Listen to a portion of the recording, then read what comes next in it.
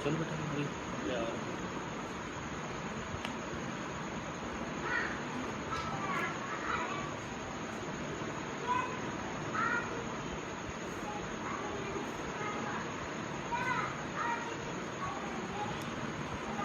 Good morning.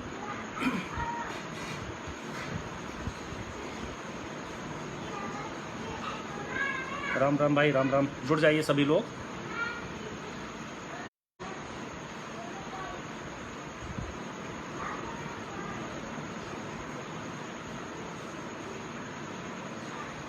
Ram Ram, नमस्कार सभी लोगों को।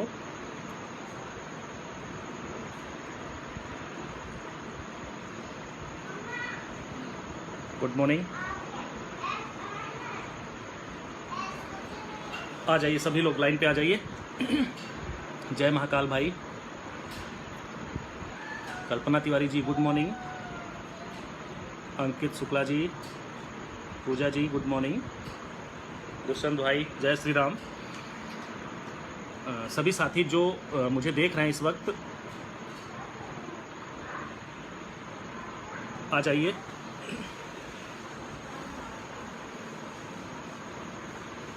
गुड मॉर्निंग जी, गुड मॉर्निंग। आज थोड़ा रिलैक्स के मूड में हैं। आप लोगों को जो भी पूछना है तो सबसे पहले आप क्वेश्चन पूछ लीजिए। आपके क्वेश्चंस को हम देख लेते हैं। कुछ ऐसे भी लोग होंगे जो इस लाइव वीडियो में अनावश्यक भी कमेंट करेंगे, तो मेरा उनसे यही निवेदन है कि जिस प्रकार से भी वो कमेंट करें कम से कम अपनी मर्यादा में रहें, अन्यथा उसी प्रकार से उनको जवाब भी दिया जाएगा। अनिल भाई ठीक हैं, आ जाइए सभी लोग। यदि आप में से किसी को भी कोई क्वेश्चन, गुड मॉर्निंग जी, आवाज़ आ रही है ना सभी को? बिल्कुल भाई, जॉब फाइनल तो होगी। काउंसलिंग लेटर मिल गया, समझ लो नियुक्ति पत्र मिल गया है। गुड मॉर्निंग भाई। जी भैया, अशोक भैया प्रणाम। वंदना जी गुड मॉर्निंग। भाई कोई क्वेश्चन पूछो तो मैं बताऊं, फिर नहीं तो मैं शुरू करूं अपना कार्यक्रम। अभी बता रहे हैं भाई कौन कौन से एडवोकेट हैं। बिल्कुल ठीक है भाई, जुड़ जाइए सभी लोग।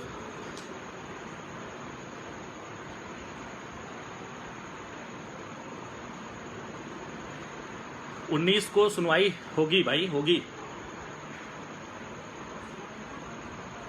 हाँ बिल्कुल, बाबू सेठ ले लो आके तुम भी। तुम्हारे जैसे सुअर लोग नहीं समझेंगे।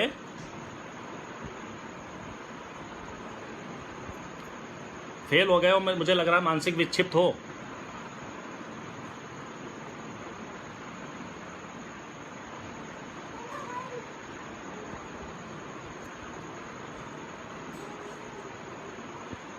%20 रिजर्वेशन बिल्कुल बिल्कुल होगा। बता रहे हैं वंदना मैम क्या हो सकता है 20% रिजर्वेशन पर।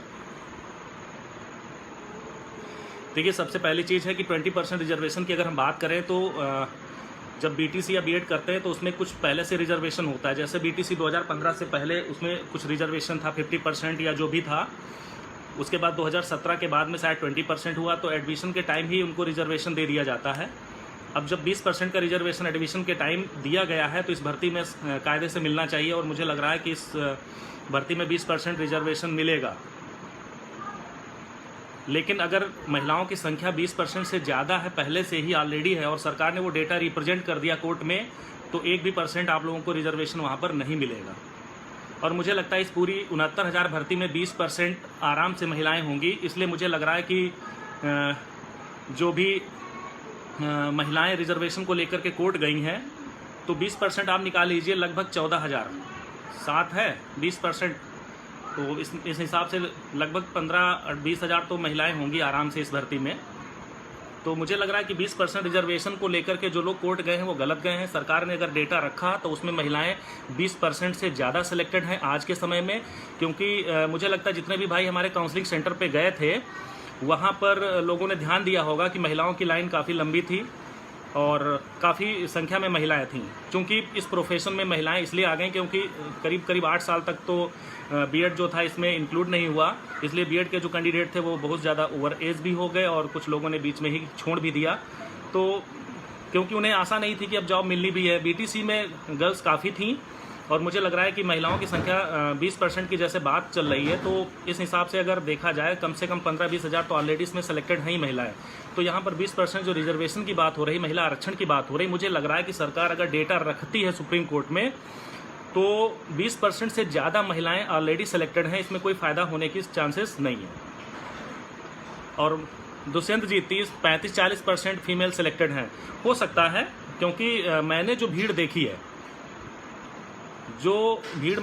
है काउंसलिंग सेंटर पर, मुझे लग रहा है सभी आप लोग गए होंगे, आप लोगों ने अनुमान देख लिया होगा कि लगभग मुझे लग रहा है 30% तो आराम से होंगी महिलाएं सेलेक्टेड इस भर्ती में। तो 20% रिजर्वेशन जो मांगने के लिए गए भी हैं उससे ज़्यादा कहीं ना कहीं सरकार ने दे दिया है, मेरा जहाँ तक अनुमान है। बाकी अगर आपको मिलता है तो 20-30-40% जो भी ले ले, मुझे कोई आपत्ति नहीं है। जय श्री राम रणंजय भाई। और बताइए अशोक जी, भैया सरकार की तरफ से कोई जानकारी है? हाँ, सरकार की तरफ से जानकारी को लेकर बता दें कि सरकार के जो नुमाइंदे हैं वो मिलना ही नहीं चाहते हैं। इवन अगर हम जाते भी हैं, मंत्री जी हैं या कोई भी जाते हैं, तो लोग क्या बोलते हैं कि इस मैटर पर बात करने के लिए समय नहीं है, आप आइए बाद में बात करते हैं। तो पहले ही अधिकारी वो बोल देते हैं कि जो बीएड टीम से आए या बीटीसी टीम से, किसी भी टीम से आए, 69,000 शिक्षक भर्ती से लेकर इतना रायता फैला है कि वो लोग मिलना ही बंद कर दिए हैं, वो मिलते ही नहीं हैं। बाहर से ही बता देते हैं कि इस समय कोरोना चल रहा है, कृपया दूरी बना के रखें, और कोई अधिकारी मिलना नहीं चाह रहा है। तो सरकार तक बात पहुंचाने में दिक्कत हो रही है। एक माध्यम है वो भी ट्विटर है, और ट्विटर के माध्यम से आप सभी लोगों जुड़े हुए हैं। परसेंट हैंडीकेप वाला जी भाई अमरेंद्र प्रताप जी, एक्चुअली जो याचिका की गई है, जितनी भी याचिकाएं अब तक हुई हैं कोर्ट में, उनका सबका एक ही मात्र उद्देश्य है कि सुप्रीम कोर्ट में इस भर्ती पर स्टे लग जाए। तो स्टे लगना ही एक मेन उनका रीज़न है, बाकी उनके कोई खास रीज़न नहीं है। अब जैसे ये बात करते हैं कि कल की डेट में एक मुद्दा उठ करके आया है जो 75 पेटिशनर्स को लेकर के है, और इस SLP में ये बोला गया है कि उनके पेटिशनर्स को डिवीज़न बेंच में सुना ही नहीं गया है, जबकि वो पार्टी भी थे। और उनका कहने का मतलब ये है कि जो 2018 की वैकेंसी हुई थी उसमें जो था, फ्रीडम फाइटर को 2% आरक्षण था, और फिजिकल हैंडीकेप जो थे उनको 4% था, और एक्स सर्विसमैन जो थे उनको 5% था। इसके पहले 16 में भी था यही आरक्षण, ये 16 से लागू हुआ है, जब 16 में संशोधन हुआ तब से। और शायद 2019 में ये आरक्षण इनको मिला भी था, पर शायद 2019 के जो डेटा जो सरकार ने नोटिफिकेशन जारी किया उसमें शायद मुझे लग रहा है 3% लगभग आसपास दिया गया है फिजिकली हैंडीकैप को। उनका कहना है कि 4% हमें मिलना चाहिए, 3% हमें दिया गया है। अब हम बात करते हैं कि सरकार ने 3% तो दिया है, इसका मतलब अगर हम 7 का 3% निकालते हैं तो 7 या 2100 कैंडिडेट ऑलरेडी सेलेक्टेड हैं इसमें। अगर 4% मांगा जा रहा है तो इसका मतलब 700 कैंडिडेट और इस भर्ती में शामिल हो सकते हैं जो फिजिकली चैलेंज हैं।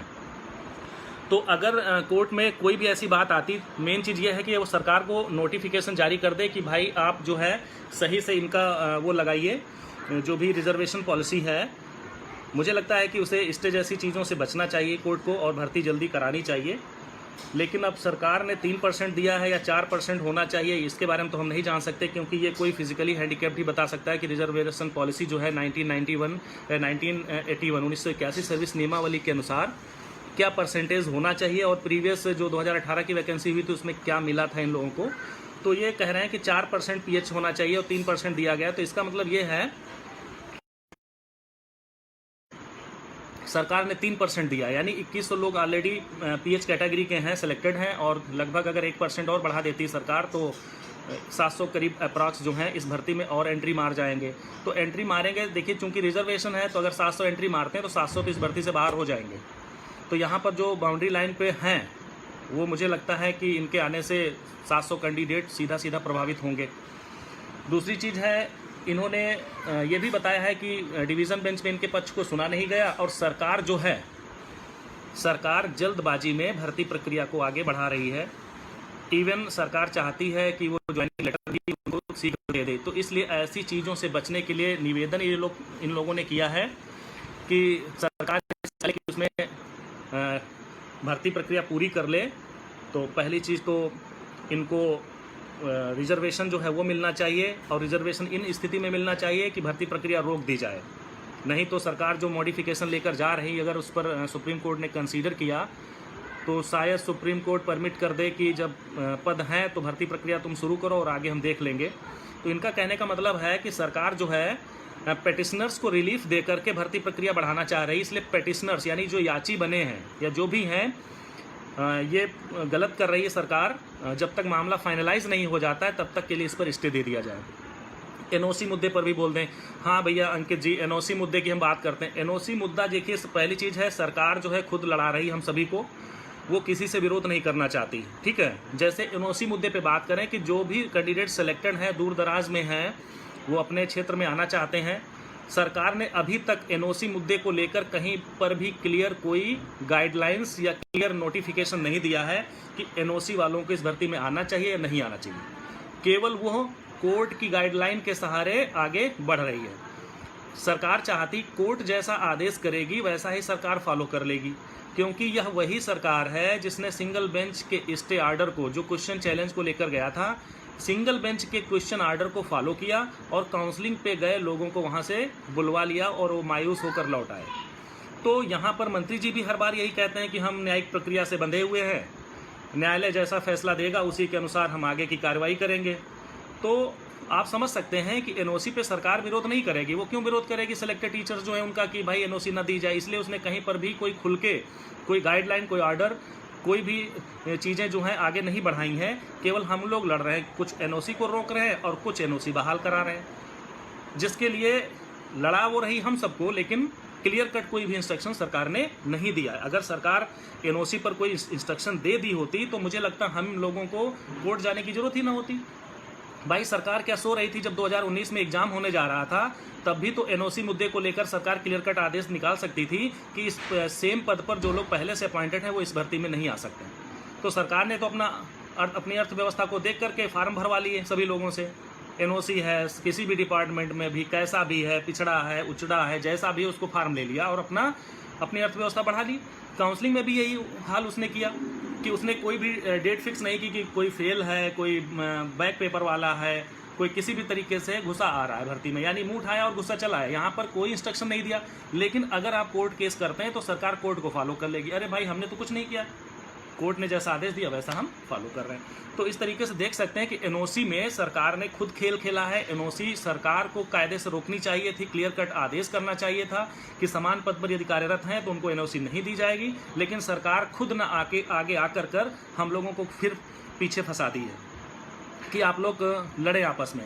एनओसी भी 22 दिसंबर 2018 के पहले का होना चाहिए। देखिए, जिन लोगों ने परीक्षा से पहले एनओसी लिया था और इस बार भी काउंसलिंग में लिए हैं, केवल एनओसी उन्हीं का मान्य होगा।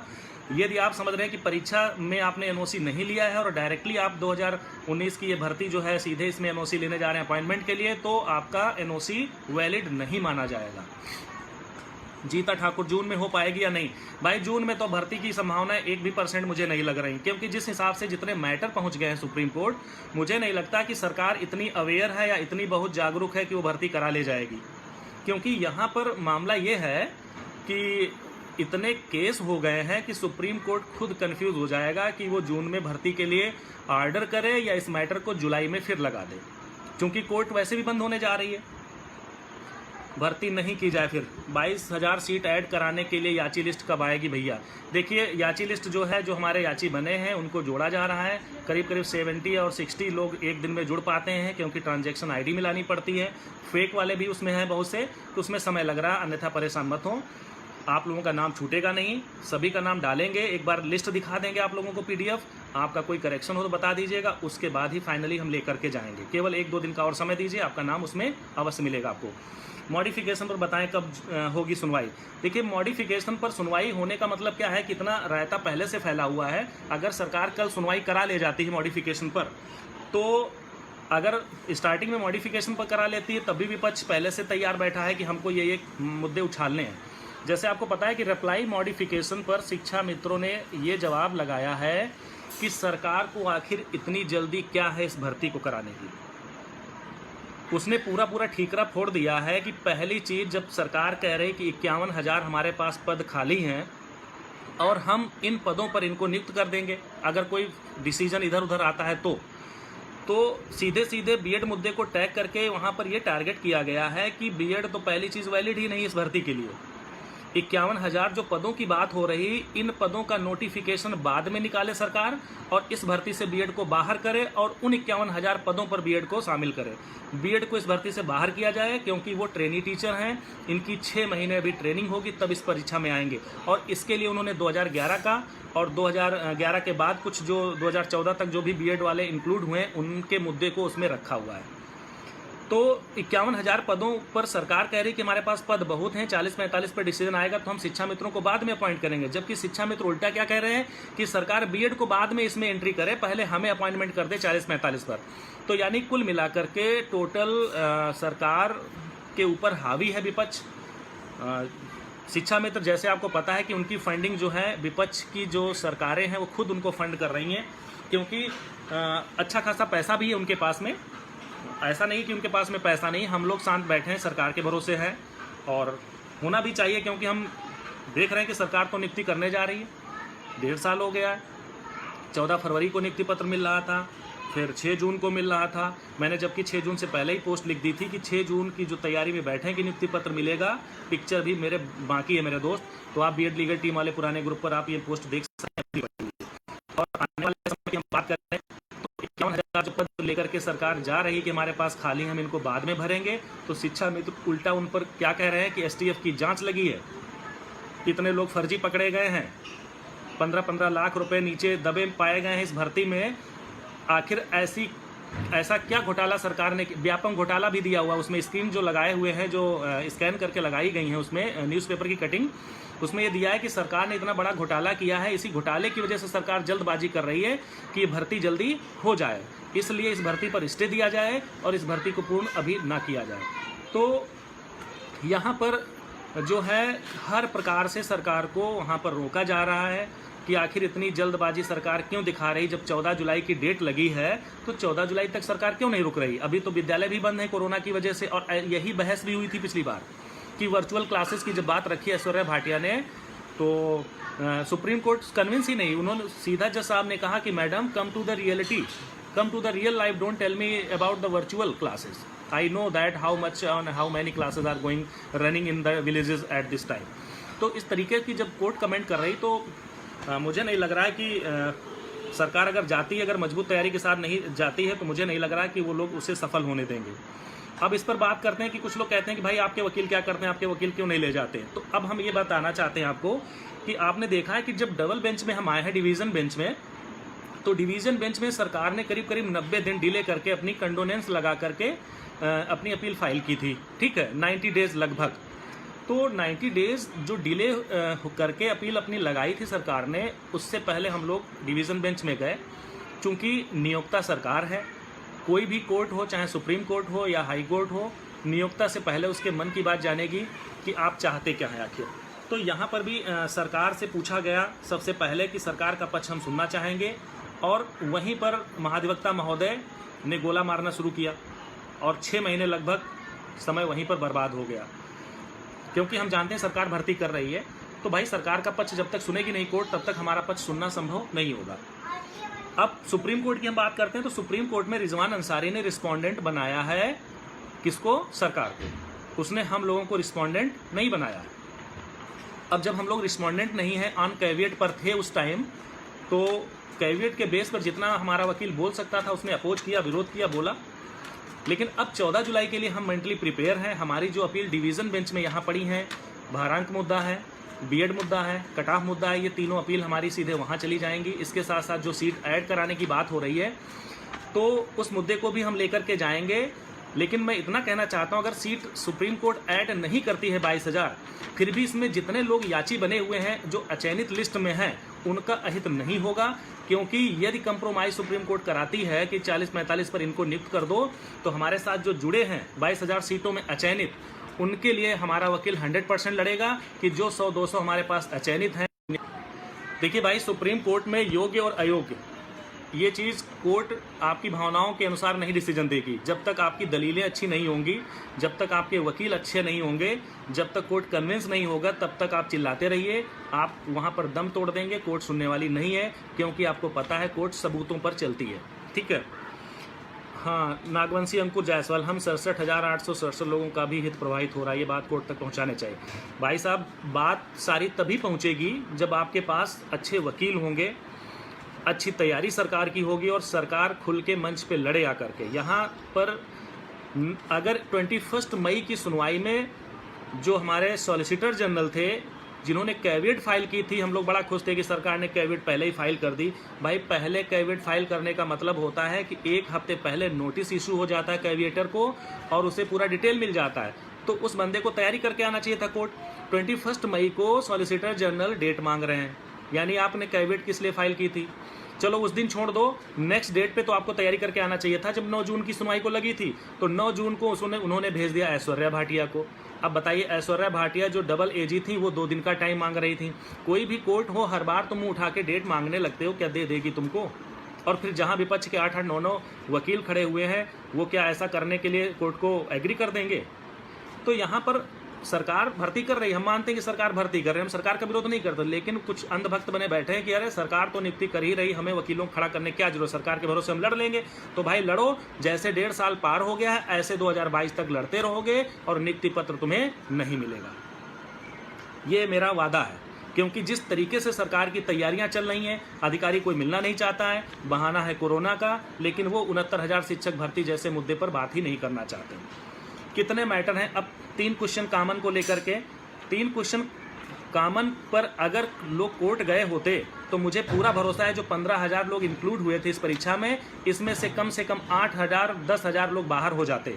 क्योंकि कॉमन क्वेश्चन को लेकर जो रायता फैलाया पीएनपी ने, कॉमन क्वेश्चन के नंबर केवल उसी व्यक्ति को मिलने चाहिए थे जिसके वो क्वेश्चन सही थे। अगर इस 3 नंबर पर लोगों ने केस किया होता तो लगभग 10 से 10,000 सीटें और खाली हो जाती, उन लोग कम गुणांक वालों का सिलेक्शन हो जाता। लेकिन इन मुद्दे पर लेकर कोर्ट कोई नहीं गया। मुद्दे कौन से? 20% आरक्षण महिला को मिलना चाहिए, एक्स सर्विसमैन को मिलना चाहिए, उसके साथ साथ में इसमें क्या नाम, बहुत सारे और भी मुद्दे हैं, मुझे तो 10-12 मुद्दे हैं, इतना याद ही नहीं रहता कि कितने मुद्दे चल रहे हैं, क्योंकि मेरा फोकस जो है 90 और 97 कट ऑफ को लेकर के। वो सिर्फ भर्ती 2000, बिल्कुल भाई 2022 तक क्या, देखिए सरकार 1.5 साल निपटा लाई। हमें लग रहा है कि सरकार जल्दबाजी कर रही है, लेकिन बैक डोर से अगर देखेंगे आप, चूँकि मैं 1.5 साल से जुड़ा हुआ हूँ सरकारी तंत्र से, हर आदमी से मिल रहा हूँ, मुझे पता है कि अंदर की स्थितियाँ क्या हैं। जब मैं खुल के लिख देता हूँ तो लोग मुझे अपोज करने लगते हैं, मेरी पोस्ट पर बयानबाजी करने लगते हैं। अब बताइए, 4,10,000 लोग जो परीक्षा में बैठे थे, उनमें से नौकरी मिलनी है 69,000 को, बाकी के जो 3 लाख और करीब 3.5 लाख बचे जो कैंडिडेट, वो तो आपका विरोध ही करेंगे ना, तो वो मेरी भी पोस्ट पर आएंगे, गलत बोलेंगे। और अगर आप किसी को समर्थन कर रहे हैं तो आपको भी बहकाएंगे। अब कुछ फेलियर कहते हैं कि अरे ऐसा क्या ज़रूरत है इसमें, हम कर लेंगे। भाई करते रहो। एक बात मैं बता दूं, काउंसलिंग लेटर मिला है, ज्वाइनिंग लेटर नहीं मिला है, जो आप निश्चिंत होकर घर बैठ गए। ये वही सुप्रीम कोर्ट है कि 1 साल नौकरी करने के बाद भी शिक्षा मित्रों का समायोजन रद्द कर दिया था, क्योंकि वो गलत तरीके से गए थे। और गलत तरीका कब साबित हुआ? जब उस मुद्दे को अच्छे से लड़ा गया। आज अगर हम अपने ही अच्छे मुद्दे को सही तरीके से नहीं लड़ेंगे तो ये मत सोचो कि आप अपॉइंटेड हो गए, आप पहले ही स्टेज पर हैं, समझे?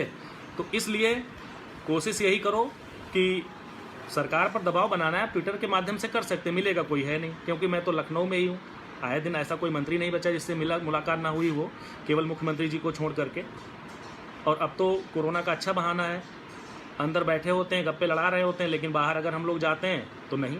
बहुत सारी और टीमें हैं, जाती हैं SCRT तक जा कर के लौट आती हैं, पूछो उनसे कितने लोग मिलते हैं उनको। तो इसलिए जो है और बताइए अंकुर जायसवाल जी, देखिए भाई हमसे मुनासिब, देखिए मैं बताऊं, इसमें बहुत से लोग कह रहे हैं अपना वकील खड़ा करो। मेरे पास लगभग 8 से 9 लाख रुपए इकट्ठा हुआ है अब तक का, मैं बता दे रहा हूं। कम से कम 300 साढ़े 300 याची बने हुए हैं जो जुड़े। आवाज आ रही? आवाज आ रही कि नहीं? हेलो, कमेंट करो भाई कोई। अशोक भाई आवाज आ रही है? ठीक है, देखिए जिन याचियों ने हमें समर्थन दिया, जिनके पैसे से हम आगे जाएंगे, हम सुप्रीम कोर्ट में केवल उन याचियों की बात करेंगे कि इनका कल्याण हो। जब आप लोग काउंसिल लेटर लेकर घर बैठे हैं, आपने एक पैसे का सहयोग नहीं किया है, तो हम 4 वकीलों का जब वादा किए थे, क्या 8-10 लाख में कोई टॉप मोस्ट सीनियर लॉयर कर पाएंगे हम सुप्रीम कोर्ट में? नहीं कर पाएंगे ना, तो फिर बात ही खत्म हो गई ना। हम भी आराम से बैठेंगे, क्यों कोरोना में अपने जान लगा करके, जान की बाजी लगाकर हम दौड़ेंगे सुप्रीम कोर्ट और दुनिया भर में? हमें कोई ज़रूरत नहीं है। नौकरी मिलेगी तो हमको भी मिल जाए, क्योंकि हमारा भी गुणांक अच्छा है। लेकिन जो लटके हुए हैं 67, 68, 69 तक, उनका क्या होगा वो सोचें। जरा सा भी परिवर्तन होता है किसी भी प्रकार का, लटक जाएंगे आप। बचे हुए पदों पर भी अगर सरकार भर्ती करती सीरियल नंबर में, तो मेरा तब भी हो जाएगा। लेकिन मैं तो सबके लिए लड़ रहा हूं। दूसरी चीज, जितना भी हाई गुणांक वाला बंदा है, कोई 2 पैसे की मदद नहीं कर रहा, और उनकी संवेदनाएं मर चुकी हैं। अगर किसी भी ग्रुप में अगर कोई कम गुणांक वाला व्यक्ति कोई कमेंट करता है कि भाई साहब मेरे लिए कुछ सोचिए, मेरा भी हो जाए किसी तरीके से, तो वही जो हाई गुणांक वाले हैं वो उसको गालियां देते हैं। अरे भाई, इस भर्ती में यहाँ तक पहुँचने में सबसे बड़ा योगदान उन कम गुणांक वाले साथियों का है, जिन्होंने टीम को सहयोग किया। 2200 याची डबल बेंच में बने थे, जिसकी बदौलत आज हम डिवीज़न बेंच से जीत हासिल करके आए, और आज सुप्रीम कोर्ट में 300-350 लोग जुड़े हैं। बताइए, 300-350 लोगों में जो 8-9 लाख रुपए आया, उस 9 लाख रुपए पे मैं 14 तारीख की तैयारी करूं, या कल मैं अपने वकीलों को खड़ा करके इस मुद्दे को डिफेंड करूं? तो भाई, जब सरकार लड़ रही तो मैं भी सरकार के भरोसे रहूंगा। मुझे अपना अंतिम अवसर जो मिलेगा, मैं 14 जुलाई को अपना करूंगा जो भी करना है हमको। भाई, 69,000 शिक्षक उन 40,000 शिक्षक मित्रों के सामने आज बेबस हैं, लाचार हैं, और वो 40,000 शिक्षक मित्रों ने चीटियों की तरह सहयोग करके कहां रिजवान को एमएलसी का इलेक्शन लड़ा दिया, और यहां साले आ जाते हैं मेरी पोस्ट पर बकवास करने कि भाई सरकार तो लड़ रही है। यानी इस 69,000 शिक्षक, मैं जानता हूं कि मौजूदा परिस्थितियां ऐसी नहीं कि हर बार आप पैसा इतना दे सकें टीम को, लेकिन क्या 69,000 लोगों की ये जिम्मेदारी नहीं बनती कि टीम को 100-200 भी सहयोग करें? नहीं करते ना, उनको सहयोग नहीं करना है भाई। 40,000 शिक्षा में तो तुम्हारे 69,000 पर भारी हैं। टीम में गिने चुने लोग हैं, 5-6 हज़ार तक ही बच्चे जो हैं हर बार इंटरेस्ट लेते हैं, चाहे वो बीटीसी के हों चाहे बीएड के हों, वही घूम घूम करके सहयोग करते हैं हर बार। कितनी बार हम उनका खून पिएंगे? मुझे पैसा नहीं चाहिए आप लोगों का, मुझे कोई भी सहयोग नहीं चाहिए, लेकिन मैं 14 जुलाई के लिए मेंटली प्रिपेयर हूँ। स्टे लगती है तो लग जाए, भाड़ में जाए वैकेंसी। अब हम इतना ज़्यादा तनाव नहीं ले पाएंगे। 69,000 जब चयनित हैं तो क्या इनकी जिम्मेदारी नहीं बनती? मैं नहीं कहता हूं मुझे दो, मैं टीम, अगर मैं गलत काम कर रहा हूं तो मुझे पैसा मत दो, लेकिन अन्य टीमें भी कार्य कर रही हैं, आप उनसे जवाब लीजिए, उनको सहयोग कीजिए, और उनसे कहिए कि आपके वकील भेजिए, वहां पर बहस कराइए। मैं देख रहा हूं कि 3,000 का सिलेक्टेड ग्रुप है मेरा, और सिलेक्टेड ग्रुप में लगभग 200-250 ऐसे लोग हैं जो हर मुद्दे पर आ जाते हैं सामने। बाकी के लोग केवल अपडेट लेने के लिए जुड़े हैं, तो भाई जुड़े रहो। 69,000 लोगों को शर्म नहीं आती कि 40,000 भारी हैं उन पर। आए दिन रोज एक केस हो रहा है, और हर केस में यही डिमांड है कि स्टे ग्रांट की जाए। भाई, कौन कौन से मुद्दे पे टीम को लड़ाओगे? भारांक मुद्दा भी लेके हम जा रहे हैं, बीएड को बचाने के लिए भी जा रहे हैं, बीएड वाला भी मुद्दा लगा हुआ है, 19 को कल सुनवाई है उसकी भी, उस पर भी हमें वकील खड़ा करना है। आप तो कहोगे बीएड तो बच जाए, बीएड का तो कुछ नहीं होगा, बस बातें करना आसान होता है भाई मेरे। सुप्रीम कोर्ट दलीलों पे चलती है, तुम्हारे तरीके से बातों पे नहीं चलती है। बहुत से साथियों ने सहयोग किया है। आज हम 300-350 याचियों की बदौलत हम 8-9 लाख रुपए कलेक्ट कर पाए हैं, जबकि जो करीब 1-1.5 लाख या 2 लाख पहले से अकाउंट में पड़ा हुआ था। बहुत ज़्यादा, टोटल 10 लाख रुपए हो गया होगा टीम के पास। इस 10 लाख रुपए में बताइए कौन सा टॉप मोस्ट सीनियर हम 14 जुलाई के लिए खड़ा करें, या कल बीएड मुद्दे को लेकर के खड़ा करें? जबकि आपको पता है कि हर बार सुप्रीम कोर्ट में 8-10 लाख से नीचे कोई वकील नहीं होता है, एक सुनवाई के लिए होता है वो भी। अंकित जी, तो अब हम जिन याचियों को पैसा लिए हैं उनकी बदौलत हम लड़ेंगे 14 जुलाई को। अचयनित जो हमारे साथी हैं उनके लिए हम ये डिमांड करेंगे कि 22,000 अगर सीटें नहीं होती हैं तो ये लड़ करके यहाँ तक आएँ, इनको कोई ना कोई ज़रूर लाभ मिले। मैं तो चाहता हूँ कि कम से कम जो याची बने, जिनकी बदौलत हम डबल बेंच में लड़े थे, उनमें से कम शायद 30% ही लोग आज सिलेक्टेड हुए होंगे। तो सबसे ज़्यादा पैसा मुझे कम गुणांक वालों ने दिया, और जिनके गुणांक ज़्यादा हैं वो घर पर बैठ कर तमाशा देखते हैं, और वही आकर के हिसाब भी मांगते हैं आकर के पोस्ट पर।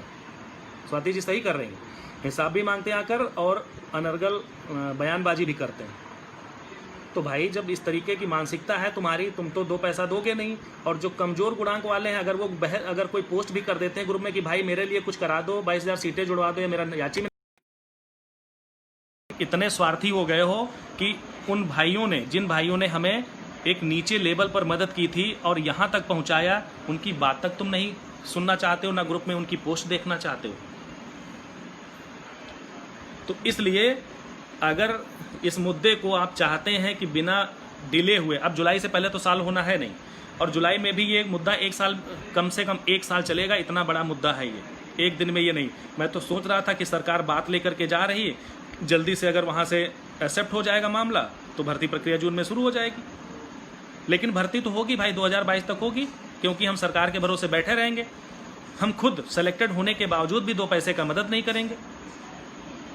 जब हम 2 पैसे की मदद नहीं करेंगे टीम को, या किसी भी टीम को जो लड़ रही है जी जान से, डबल बेंच से, सिंगल बेंच से लेकर सुप्रीम कोर्ट तक, इस कोरोना काल में जो सुप्रीम कोर्ट सबसे पहले टीम गई थी, आज वो क्यों नहीं गई है? इसीलिए तो नहीं गई है ना, उनके भी बच्चे हैं, क्या करे, जाकर जान दे दे तुम लोगों की वजह से।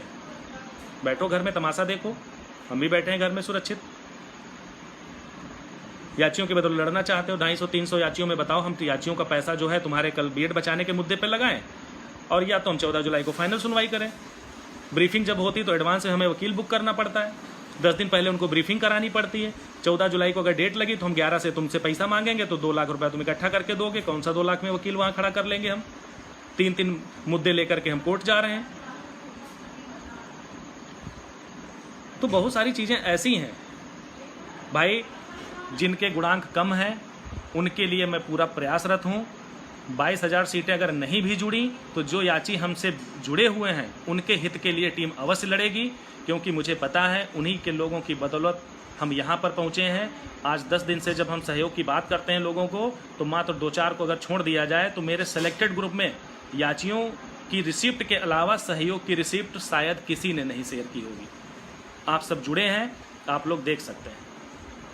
तो बस यही सारी चीज़ें हैं। एनओसी मुद्दा चलेगा, 20% महिला आरक्षण चलेगा, एक्स और फिजिकल वाला जो मैंने बता दिया, पीएच हैंडीकेप वाला, वो तो सुप्रीम कोर्ट में कल लग गया है। जितने भी मुद्दे जा रहे हैं उसमें डायरेक्टली मांग की जा रही है कि सरकार जो है जल्दबाजी में भर्ती क्यों बढ़ाना चाह रही है आखिर। तो कहीं ना कहीं सरकार जो कर रही है, सरकार के पास क्या जवाब है बताइए? 2-2 बार तारीख पे जाते हो, फिर एक तरफ तुम दिखा रहे हो मॉडिफिकेशन। भाई अगर तुम 21 मई को और 9 जून को सही से गए होते तैयारी करके, तो मॉडिफिकेशन एप्लीकेशन जाने की जरूरत ही क्या थी कोर्ट में? आज मॉडिफिकेशन का नाम ही नहीं होता। जितना तुम रायता फैला रहे हो उससे ज़्यादा विपक्षी तैयार हो रहे हैं। तो मॉडिफिकेशन फैला रहे हो, वो लेकर के चले जा रहे हैं कि एसटीएफ जांच है, सीबीआई जांच कराई जाए, भर्ती रद्द की जाए। बताइए किसकी गलती है? बताइए। फिर भी सरकार के भरोसे बैठे हो, सरकार कर रही है तो भाई लड़ो सरकार के भरोसे। मैं बता रहा हूँ 2022 में अगर ना भर्ती जाए तो बता देना, कल की सुनवाई देख लो कि क्या सरकार कर रही है। हर बार की सुनवाई में मैं ऑनलाइन रहता हूँ, और मैं आज के बाद कोई पोस्ट नहीं डालूंगा ग्रुप पर भी, क्योंकि तुम्हें सोना है तो सोते रहो। और काउंसिल लेटर को तुमने नियुक्ति पत्र समझ लिया है, तो इस नियुक्ति पत्र को रख करके चाटते रहना, ठीक है? और जो जिनका भी गुणांक कम है वो कतई निराश मत हो। अगर 1-2 गुणांक से पीछे हैं उनके लिए टीम लड़ी है और आगे भी लड़ेगी, क्योंकि आप ही की बदौलत हमने डिवीज़न बेंच में जीत हासिल की। जिनके हाईएस्ट गुणांक हैं कभी भी 2 पैसे का समर्थन नहीं करते हैं, और मुझे आज भी उनसे किसी भी प्रकार के समर्थन की कोई भी आशा नहीं है। इसलिए अब बात जो होगी वो होगी कम गुणांक वाले लोगों की, जो हमारे साथ जुड़े हैं, अनसेलेक्टेड लिस्ट में हैं। अगर 40-45 पे सरकार कह सकती है कि 51,000 पदों पर हम शिक्षा मित्रों को नियुक्त करेंगे, हमारे पास पद हैं, तो मैं 100% दावे के साथ कह सकता हूं कि जो 40-45 कटाव पर शिक्षा मित्रों को नियुक्ति की बात हो रही है, वहां पर हमारे याची जो सुप्रीम कोर्ट में जाएंगे, मैं 110% वादा करता हूं कि मैं उन्हें नियुक्ति दिला के मानूंगा। ये हमारा वादा है। बाकी आप लोग लड़ते रहिए, मौज करते रहिए, और जैसा मन में आए वैसा करिए, स्वतंत्र है। क्योंकि ऐसे रोज़ जितना डिले होगा इस भर्ती को, जितना सरकार डिले करेगी, नए नए जिन रोज़ आते रहेंगे, और आपको लगेगा अरे सरकार तो बड़ा अच्छा स्टेप ले रही है, अभी बस भर्ती हो जाएगी, बहुत जल्दी सब कुछ होने वाला है, नियुक्ति पत्र मिल जाएगा। तो बस ख्याली पुलाव पकाने में क्या जाता है, आप लोग जुड़े रहें और सरकार का साथ देते रहें। हम भी सोच रहे हैं यार मेरा गुणांक तो अच्छा है ही, सरकार तो भर्ती कर ही देगी। अब बताइए, हैंडीकेप्ड वाला मैटर 3% आरक्षण मिला, 4% को लेकर मुंह उठाया चले गए। इनडायरेक्टली ये लोग क्या है, आरक्षण नहीं मांग रहे, इनडायरेक्ट ये स्टे मांग रहे हैं कि भर्ती फंसे, भर्ती रोकी जाए। और इसके पीछे किसका हाथ हो सकता है आपको पता है? वही 40,000 शिक्षा मित्र जो आज अनपढ़ हैं। मुझे तो शर्म आती कि आप सब लोग पढ़े लिखे हैं, इतने वेल क्वालिफाइड होकर के भी आज तक एकता नाम की चीज़ नहीं आपके अंदर। टीम लड़ती है तो उसका मनोबल डाउन करते हैं, पोस्ट और कमेंट पे नकारात्मक बातें करते हैं। आपसे तो कई गुना अच्छे वो असभ्य शिक्षा मित्र हैं जो पढ़े नहीं हैं, इंटर क्वालिफाई है, कम से कम एक लाइन में चलते तो हैं भेड़ों की तरह, आपको तो चलना भी नहीं आता। बस कहना कुछ नहीं, बहुत समय ले लिया। धन्यवाद। जय हिंद, जय भारत।